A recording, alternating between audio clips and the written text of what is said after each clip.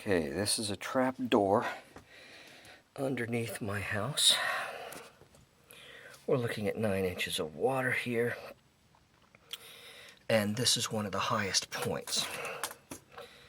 If I can turn the camera and show you how the lowest point is down there, that's a good 3 feet of water. You got 3 feet of water down there at the very end, but you can't see past that pipe right there. In any case, it's quite serious, completely illegal. The county won't do anything about it. And of course I can't let this continue. It's got to be fixed.